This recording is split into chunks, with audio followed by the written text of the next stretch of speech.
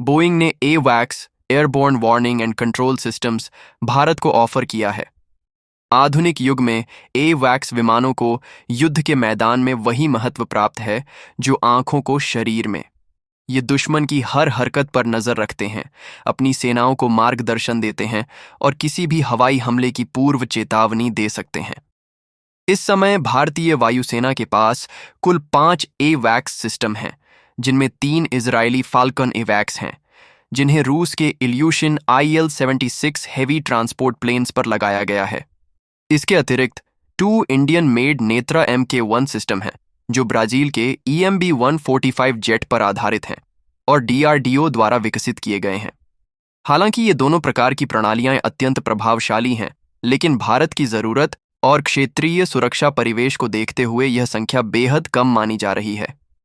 यहाँ सबसे बड़ी चिंता यह है कि पाकिस्तानी वायुसेना के पास भारत से अधिक संख्या में एवैक्स प्लेटफॉर्म हैं, जिनमें स्वीडिश साब 2000 ERI और चीनी मूल के KJ-200 जैसे सिस्टम शामिल हैं।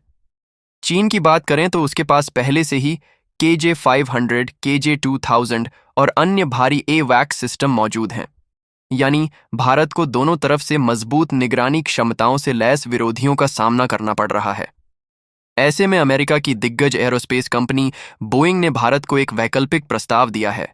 उसका प्रसिद्ध E-7A वेज-टेल विमान, जो बोइंग 737-700 पर आधारित है, और उसमें लगा है अत्याधुनिक नॉर्थरॉप ग्रमन मीसा रडार, जो 360 डिग्री कवरेज और 400 किलोमीटर से अधिक की डिटेक्शन रेंज प्रदान करता है।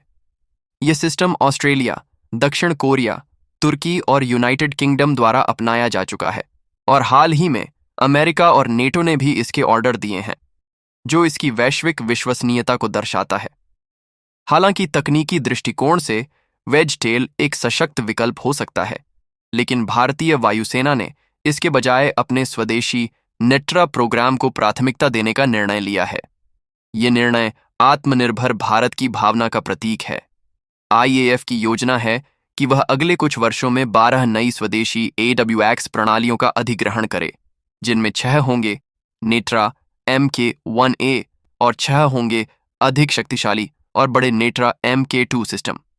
नेट्रा Mk-1A, जो DRDO के कैब्स द्वारा विकसित किया जा रहा है, EMB-145 जेट पर आधारित रहेगा, लेकिन इसमें लगेगा नया और अत्याधुनिक गैलियम नाइट्राइड GAN आधारित AESR रडार।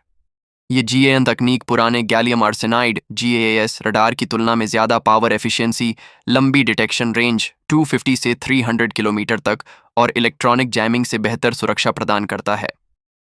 नेत्रा Mk-1A के पहले विमान के 2029 तक वायुसेना में शामिल होने की उम्मीद है और सभी 6 प्लेटफॉर्म 2030 तक पूरी तरह ऑपरेशनल हो सकते हैं।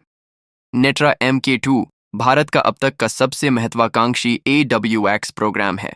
इसमें उपयोग होगा एयरबस A321 जैसे बड़े और लंबी दूरी तक उड़ने वाले एयरफ्रेम का।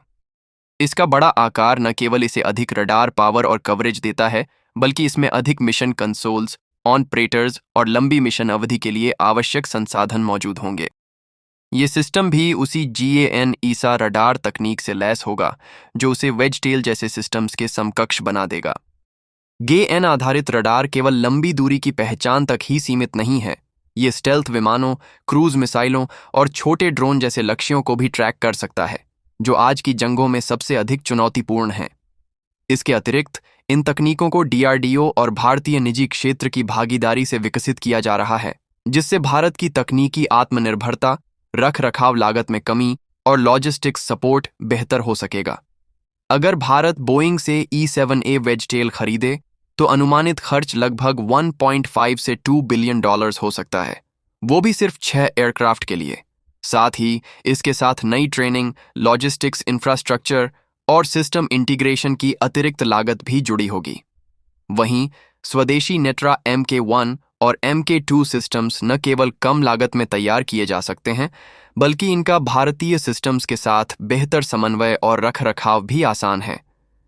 भारतीय वायुसेना का उद्देश्य है कि 2032 तक उसकी निगरानी प्रणाली में कम से कम 15 एडवांस्ड AWACS शामिल हों, जिनमें 3 फाल्कॉन, 6 नेत्रा Mk-1A और 6 नेत्रा Mk-2 होंगे।